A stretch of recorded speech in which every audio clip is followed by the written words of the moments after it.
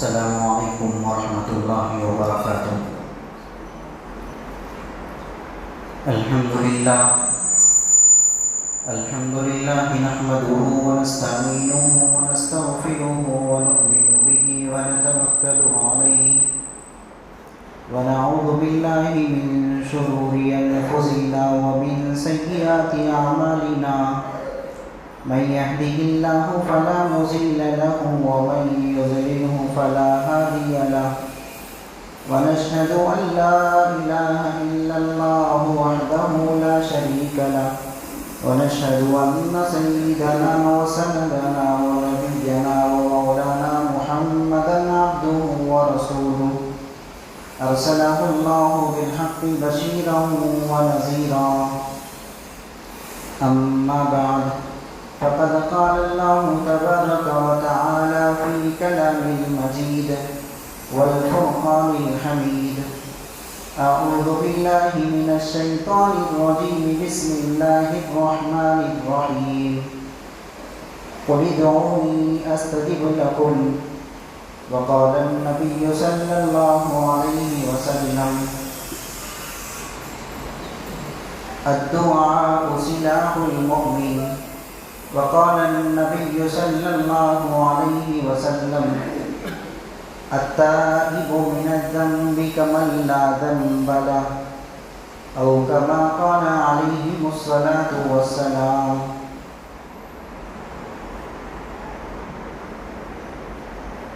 قابل قدر عزیز بزرگوں اور عزیز دوستوں، اللہ رب العزت کا بہت بڑا احسان اور کرم ہے۔ اللہ پاک نے ہم تمام کو دنیا کے مشاغل سے نکال کر جمعہ کے موقع پر ایک جگہ جمع ہونے کی اللہ نے سعادت بخشی ہے۔ اللہ سے ہم دعا کرتے ہیں اللہ کہنے والے کو اور سننے والوں کو ان باتوں پر صحیح علم و عمل کی توفیق نصیب فرمائے۔ گزشتہ 2-3 جمعوں سے ہمارے درمیان میں یہ بات چل رہی ہے کہ اللہ سے اپنے رشتے کو مضبوط کریں، اللہ سے دعائیں مانگنے کی عادت ڈالیں، اللہ کو اپنا بنائیں، اللہ سے محبت کریں، رسول اللہ صلی اللہ علیہ وسلم سے حقیقی عشق کریں۔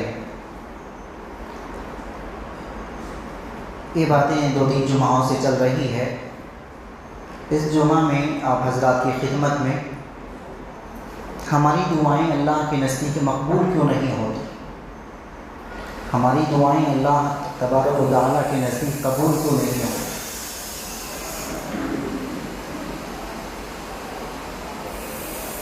اللہ پاک نے قرآن مجید میں یوں فرمایا کہ تم مجھ سے مانگو میں تمہاری دعاؤں کو قبول کرتا ہوں۔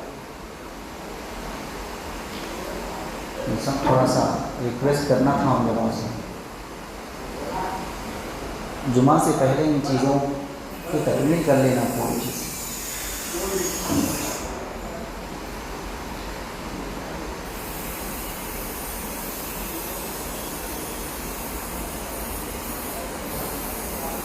اللہ کے نزدیک ہماری دعائیں قبول کیوں نہیں ہو رہی، یا ہمارے مانگنے کا طریقہ غلط ہے؟ اللہ رب العزت کے نزدیک ہم اللہ سے عاجزی نہیں کر رہے ہیں؟ پہلی چیز علماء کہتے ہیں جب آدمی گناہوں سے توبہ نہیں کرتا تو پھر اللہ کے نزدیک اس کی دعائیں مقبول نہیں ہوتی۔ اب ہم صبح سے شام تک گناہوں میں ملوث ہیں۔ گناہ کہتے ہیں اللہ کی نافرمانی کو، اور صبح اٹھنے سے لے کر رات سونے تک ہم اللہ کی نافرمانیوں میں ہماری زندگی گزر رہی ہے، اور ہم اللہ کے سامنے عاجزی بھی ظاہر نہیں کر رہے ہیں۔ اللہ کے سامنے ہم گناہ کر کر فخر کر رہے ہیں۔ جو آدمی گناہ کرتا ہے گناہ کے بعد پھر نادم اور شرمندہ ہوتا ہے تو پروردگار عالم معاف کر دیتے ہیں۔ جب آدمی گناہ کر کر اتراتا ہے تو اللہ کو بڑا غصہ آتا ہے۔ ہم صبح سے شام تک ہماری زندگیاں نافرمانیوں میں گزر رہی ہیں. ان نافرمانیوں میں گزرنے کے بعد پھر اللہ کے سامنے عاجزی ہم ظاہر نہیں کرتے. گناہ ہونے کے بعد آدمی کو چاہیے کہ اس پر عاجزی ظاہر کریں، شرمندہ ہوں، اللہ کے سامنے کہیں مولا مجھ سے گناہ ہو گیا، آئندہ نہیں کروں گا، عزم اور ارادہ کریں. لیکن آدمی صبح سے شام تک اتنے گناہ کر رہا ہے. جب سے یہ موبائل ہمارے ہاتھوں میں آ گئے، صبح سے شام تک بچے بھی گناہوں میں ہیں، نوجوان بھی گناہوں میں ہیں، بزرگ حضرات بھی گناہوں میں ملوث ہیں. صبح سے شام تک آنکھ کا گناہ، کانوں کا گناہ، ہاتھوں کا گناہ، پیروں کا گناہ، دل کی ذہنوں کی ہماری سوچ خراب ہو گئی، دل کی ہماری کیفیت بدل گئی. جہاں پر اللہ رب العزت کا خوف ہمارے اندر ہونا تھا وہ خوف ختم ہو گیا. جب آدمی گناہوں میں ملوث ہوتا ہے، اللہ کی نافرمانی کرتا ہے، تو اس کے آنکھوں سے رونا نہیں آتا، اس کا دل سخت ہو جاتا ہے، خشیت الہی اس کے دل سے ختم ہو جاتی ہے. اللہ رب العزت کے ڈر سے اس کا رونا ختم ہو جاتا ہے، اس کا دل پتھر جیسا ہو جاتا ہے، اس کی آنکھوں سے آنسو آنا بند ہو جاتے ہیں. جب آدمی پروردگار عالم کے سامنے عاجزی ظاہر کرتا ہے، مولا مجھ سے گناہ ہو گئے، اللہ مجھ سے خطا ہو گئی، اللہ مجھ سے بھول ہو گئی، اللہ آئندہ نہیں کروں گا، تو ایک مرتبہ گناہ کرتا ہے، پھر اللہ کے سامنے عاجزی کرتا ہے، پھر گناہ ہوتے ہیں، پھر عاجزی ظاہر کرتا ہے، پھر گناہ ہوتے ہیں، معافی مانگتا ہے، تو اللہ کو یہ ادا پسند آتی ہے. لیکن جب بندہ گناہ کرتا ہے، اس پر اتراتا ہے، تو اللہ کو بڑا غصہ آتا ہے. اس لیے ہم گناہ ہو جاتے ہیں، انسان بشر ہے، گناہ ہوتے ہیں، لیکن ہونے کے بعد اللہ کے سامنے عاجزی ظاہر کریں، اللہ مجھ سے گناہ ہو گئے. تو اللہ فرشتوں کے سامنے کہتے ہیں دیکھو جی میرا بندہ گناہ کر کر اس سے یوں کہہ رہا ہے اللہ معاف کر دیجئے. اللہ اس پر فخر کرتے ہیں. آدمی نیکی کرتا ہے، پھر اللہ کے سامنے عاجزی کرتا ہے، اللہ نہیں کیا، سب کچھ آپ کرنے والے ہیں، میرے اندر طاقت بھی نہیں ہے، قوت بھی نہیں ہے، آپ کی توفیق کے بغیر مولا میں کچھ نہیں کر سکتا ہوں. تو اللہ فرشتوں کے سامنے فخر کرتے ہیں دیکھو طاقت اس کی ہے، سب کچھ ان کر رہا ہے، لیکن یوں کہہ رہا ہے کہ مولا آپ کی توفیق کے بغیر میں نہیں کر سکتا. اور اللہ کی توفیق کے بغیر بندہ کچھ نہیں کر سکتا. اللہ توفیق بندے کو دیتے ہیں تو بندہ کرتا ہے. حضرات علماء یوں کہتے ہیں بندے کو زبان سے اللہ کا نام بھی لینا ہے تو اللہ کی توفیق کے بغیر بندہ اللہ کا نام بھی نہیں لے سکتا. ہم لوگوں کا مزاج یہ ہے کہ تھوڑی سی نیکیاں کرتے ہیں تو فیس بک پر ڈالتے ہیں، گناہ کرتے ہیں تو چھپانے کی کوشش کرتے ہیں. یہ ہمارا مزاج ہو گیا. تو اللہ کے سامنے سب چیزوں کو اوپن بولیں کہ اللہ مجھ سے یہ گناہ ہو گئے. اللہ تو دیکھ رہا ہے، اللہ کو ہر چیز معلوم ہے، لیکن اللہ کے سامنے سب چیزوں کا اظہار کرے. مولا مجھ سے زنا ہو گیا، مولا میں جھوٹ بولنے کا عادی بن گیا، اللہ میں لوگوں کو دھوکہ دے رہا ہوں، اللہ میں ان چیزوں میں مبتلا ہو گیا، اللہ آپ کے علاوہ کوئی مجھے بچانے والا نہیں ہے. اللہ کے سامنے رونے کی عادت ڈالو بھائیوں. اور دوسری چیز یہ ہے جو ہماری دعائیں اللہ کے نزدیک مقبول نہیں ہو رہی، حرام کھانے کے عادی بن گیا. ہر لقمہ ہمارا حرام کا. ہم یہ نہیں سوچ رہے کہ یہ چیز حلال ہے حرام ہے، جو آتا ہے بس پیٹ بھر گیا تو ٹھیک ہے. یہ حرام کے لقمے سے اللہ آپ کے چہروں کو نہیں بگاڑتا، لیکن اولاد آنے والی نسلیں بگڑ جاتی ہیں، آنے والی نسلیں خراب ہو جاتی ہیں. وہ زنا کرنے والے، شراب پینے والے، جوا کھیلنے والی اولاد ایسی پیدا ہوتی ہے جو آدمی حرام کا لقمہ کھاتا ہے. حرام سے بچنے کی کوشش کریں.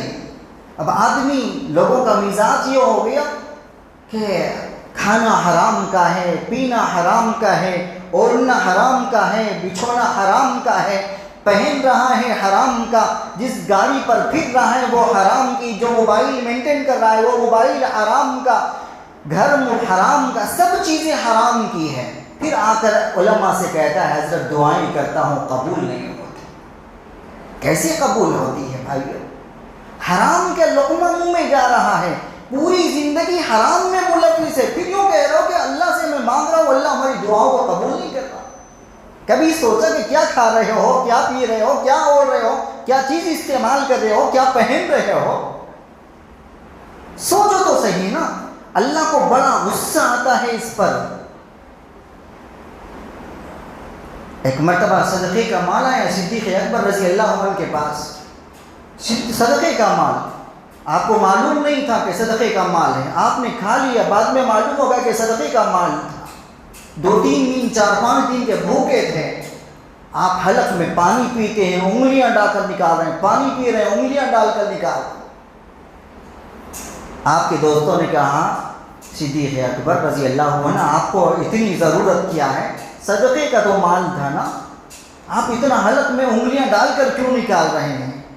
صدیق اکبر رضی اللہ عنہ نے فرمایا اگر اس پر میری جان بھی چلی جائے، حرام کا لقمہ اندر چلا گیا، بے چینی ہو رہی ہے، جب تک وہ باہر نہیں آتا میں پانی پیوں گا اور حلق میں انگلیاں ڈال کر اس کو باہر کروں گا۔ آپ نے باہر کیا اس کو۔ ایک لقمہ حرام کا اندر جاتا ہے، اللہ کے نزدیک عبادتیں مقبول نہیں ہوتی۔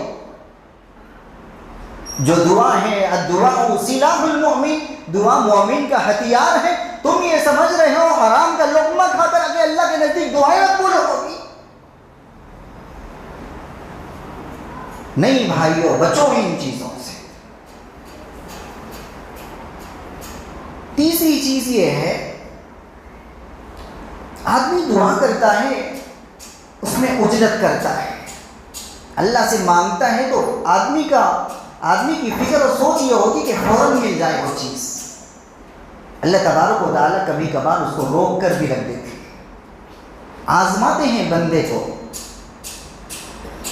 پرکھتے ہیں یہ آدمی کتنے مرتبہ مجھ سے مانگتا ہے، کتنے مرتبہ مجھ سے عاجزی کرتا ہے۔ کبھی کبھار بندے کا رونا، کبھی اس کی عاجزی پسند آتی ہے تو اللہ کہتے ہیں دیکھیں گے یہ مجھ سے کتنی مرتبہ مانگتا ہے۔ اب آدمی کی ہماری یہ عادت یہ ہو گئی کہ 1 سے 2 مرتبہ مانگتے ہیں، قبول نہیں ہوتی، آ کر علماء کرام سے کہتے ہیں حضرت قبول نہیں ہو رہی، کیا کروں؟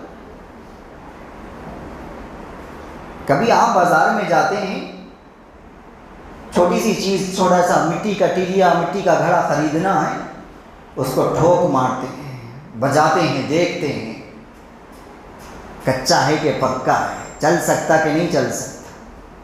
معمولی چیز خریدتے ہیں تو ٹھوک مار کر دیکھ رہے ہیں، تو اللہ جس دعا کے قبول کرنے پر جنت کی بشارت دے رہے ہیں تو پھر آپ کو آزمائیں گے نا کہ آپ کچے ہیں کہ پکے ہیں۔ تو آپ اجرت نہ کریں، ایک مرتبہ مانگی ہوئی دعا قبول نہیں ہوتی ہے، پھر اللہ کے سامنے عاجزی ظاہر کریں، مولا میری دعا کو قبول کر لیجیے، اللہ میں یہ چیز مانگ رہا ہوں، میری دعاؤں کو قبول کر لیجیے۔ ایک چھوٹا بچہ ہے، ماں سے مانگتا ہے کسی چیز کو، چاکلیٹ مانگتا ہے، ماں کبھی کبھار انکار کر دیتی ہے، سردی زکام ہے، طبیعت خراب ہے، چاکلیٹ نہیں دیتی، نہیں دلاتی، تو پھر بچہ دوسرے کمرے میں جاتا ہے، کھیلتا کودتا ہے، پھر آتا ہے، آ کر پھر ماں سے کہتا ہے اماں جان چاکلیٹ دلائی، ضد کرتا ہے، جب تک ملتا نہیں چاکلیٹ جب تک نہیں چھوڑتا۔ اسی طریقے سے بندہ عاجز ہو جائیں، مولا جب تک آپ نہیں دیں گے نا میں جانے والا نہیں۔ اللہ سے ایسی ضد کی جائیں، اللہ میرا اور آپ کا تعلق پرانا تعلق ہے، آپ مجھے نہیں دیں گے تو کسے دیں گے؟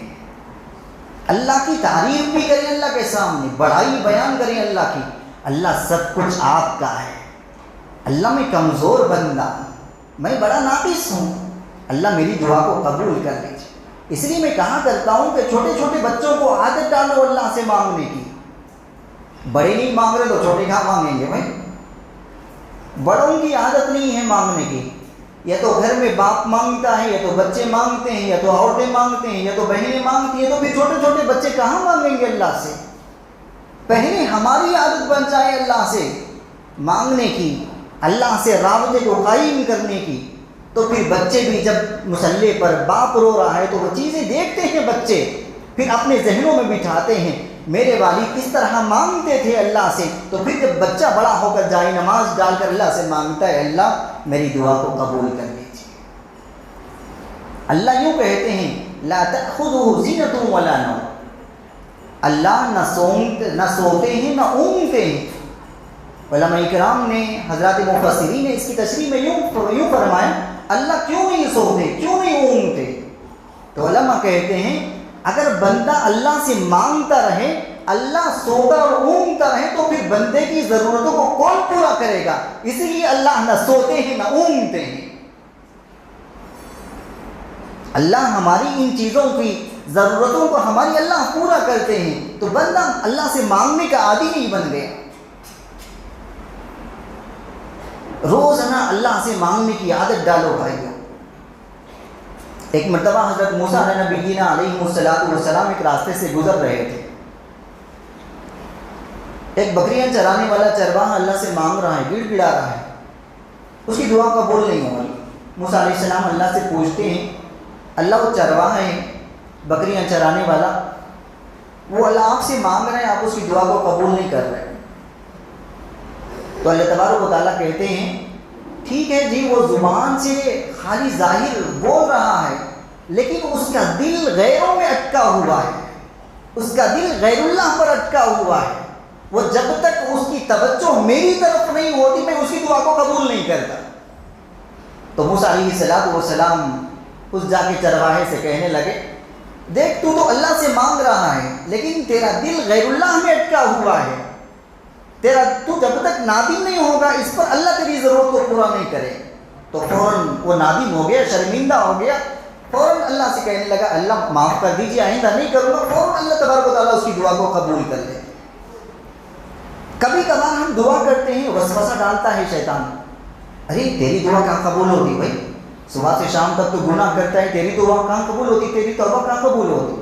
تو ہم اس وقت شیطان سے کہیں تو اللہ کے سامنے ایک سجدہ نہیں کیا، اللہ نے تجھے دھنکار دیا، پھر بھی تیری دعا قبول ہوئی، میں تو اللہ کا ماننے والا ہوں، میں تو اللہ کے سامنے سجدہ کرنے والا ہوں، اللہ تو میری مانے گا، کیوں نہیں مانے گا؟ جب تیری مانتا ہے تو اللہ میری کیوں نہیں مانے گا؟ ایسے وسوسے آتے ہیں۔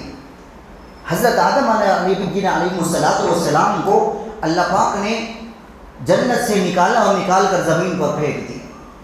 اب اللہ سے مانگ رہے ہیں ربنا ظلمنا انفسنا وان لم تغفر لنا وترحمنا لنکونن من الخاسرین، اللہ میں اپنے آپ کو بہت ظلم کر لیا، اللہ جی معاف کر دیجئے، میں خسارے میں ہوں، بہت بڑے خسارے میں پڑ گیا، اللہ معاف کر دیجئے۔ دعا قبول نہیں ہو رہی، توبہ قبول نہیں ہو رہی، لیکن ہم نبی ہیں، اللہ سے تعلق جڑا ہوا ہے، رو رہے ہیں، ڈھو رہے ہیں، اللہ معاف کر دیجئے نا، اللہ معاف کر دیجیے نا، اللہ معاف کر دیجیے نا۔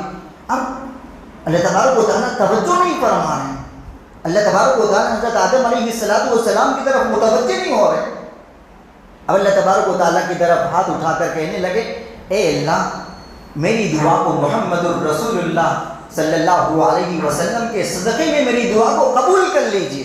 تو فوراً اللہ تبارک و تعالیٰ آدم علیہ السلام کی طرف متوجہ ہوتے ہیں، پوچھتے ہیں آدم تمہیں کیسے معلوم ہے محمد الرسول اللہ صلی اللہ علیہ وسلم؟ آدم علیہ السلام کہتے ہیں اللہ جی جب آپ نے مجھے پیدا کیا تو میں عرش پر لکھا ہوا تھا لا الہ الا اللہ محمد الرسول اللہ صلی اللہ علیہ وسلم لکھا ہوا تھا، میں اسی وقت سمجھ گیا اللہ کے بعد جن کا مرتبہ و مقام ہے وہ محمد الرسول اللہ صلی اللہ علیہ وسلم کی ذات بابرکت کا ہے، تو میں ان کا وسیلہ لے کر مانگ رہا ہوں، اللہ میری دعا کو قبول کر لیجئے، میری توبہ کو قبول کر لیجئے۔ اللہ تبارک و تعالیٰ فوراً ان کی دریائے رحمت جوش میں آتی ہے، اللہ کہتے ہیں اے آدم جب تو محمد رسول اللہ صلی اللہ علیہ وسلم کا وسیلہ لیتا ہے میں تمہاری توبہ کو قبول کر لیتا ہوں۔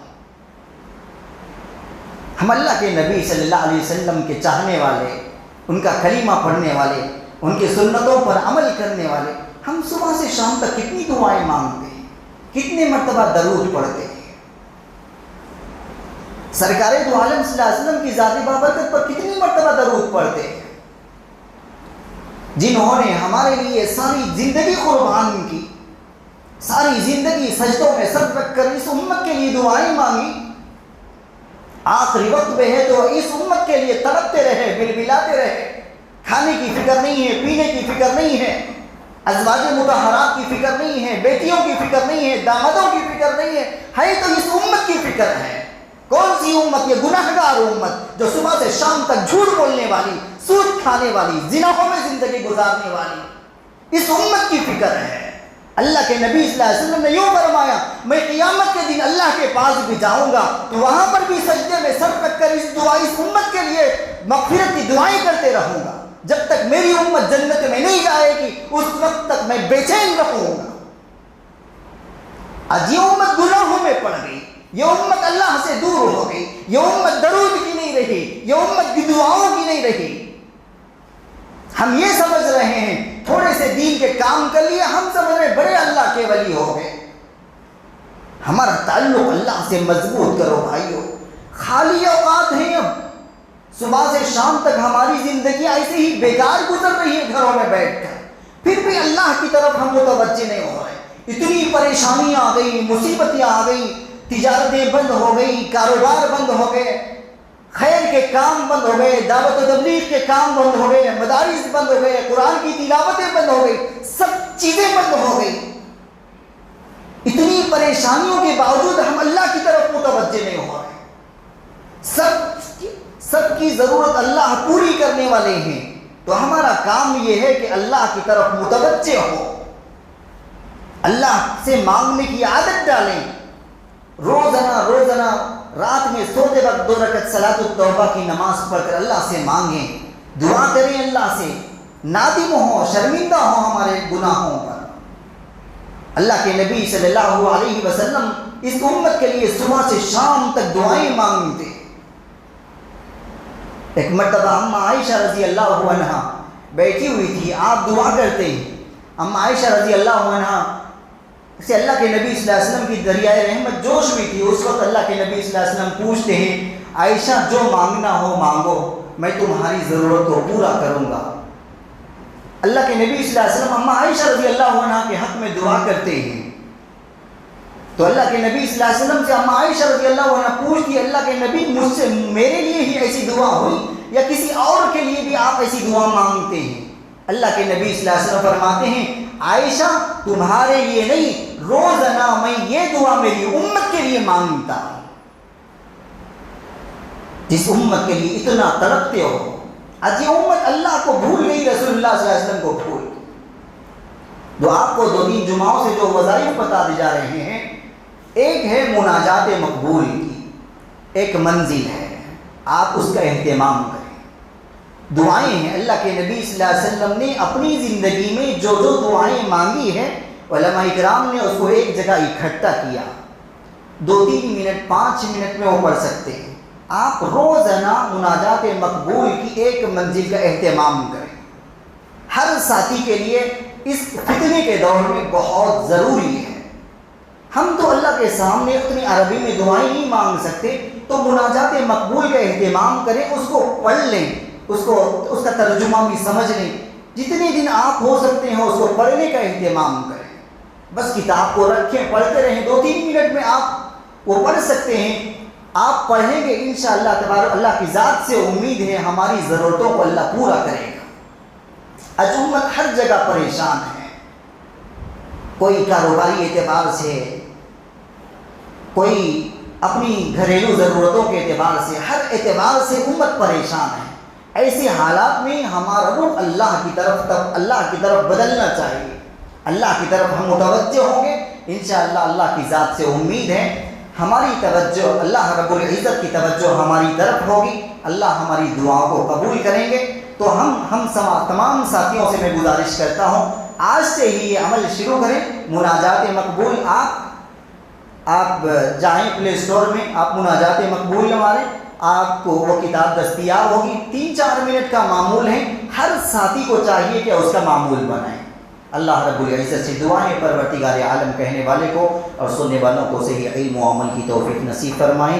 وآخر دعوانا الحمدللہ، جو حضرات سنتے رہا۔